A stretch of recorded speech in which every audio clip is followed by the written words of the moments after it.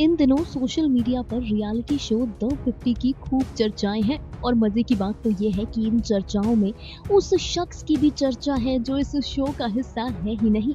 हम बात कर रहे हैं एल्विश यादव की।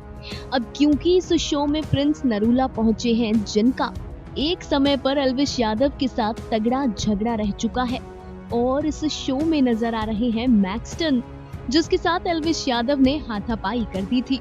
तो हुआ कुछ यूं कि मैक्सटन प्रिंस नरूला को अपनी आप बीती सुना रहे थे।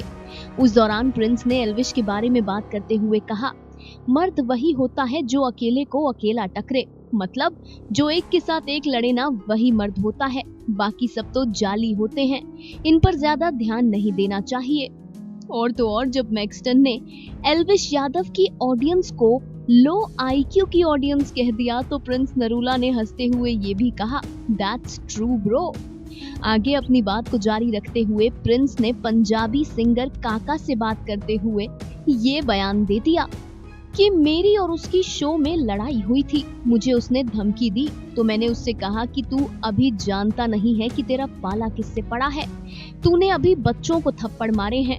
मैंने उसे सीधा कहा कि मैं तेरे शहर इतनी तारीख को 4 बजे आऊंगा, आ जाना तू। प्रिंस ने बताया कि इसके बाद एल्विश यादव गोवा भाग गए थे। प्रिंस ने कहा कि एल्विश ने प्रिंस को कई छोटे गैंगस्टर्स से कॉल करवाने की कोशिश की, लेकिन प्रिंस नरूला ने किसी की नहीं सुनी। आगे प्रिंस ने कहा कि जहां तक हम पहुंच गए हैं वहां तो अभी वो पहुंच ही नहीं सकता, वो रील का बदमाश है, लोगों ने उसे हवा बना दिया है कि गैंगस्टर है क्योंकि वो रील कटवा देता है अपनी। बात यहीं पर ही नहीं रुकी बल्कि अगली कन्वर्सेशन में प्रिंस ने फिर एल्विश यादव का जिक्र करते हुए कहा, कभी कोई तो इंडस्ट्री में ऐसा उठेगा ना जो बोलेगा कि हम बाप हैं तुम्हारे। हम उसी के घर पहुंच गए थे और वो कुछ नहीं कर पाया। प्रिंस और एल्विश के बीच की ये तनातनी अब द 50 तक भी पहुंच गई है। प्रिंस नरूला की बातें सुनकर साफ पता चल रहा है कि प्रिंस नरूला का अब भी है राव साहब से 36 का आंकड़ा।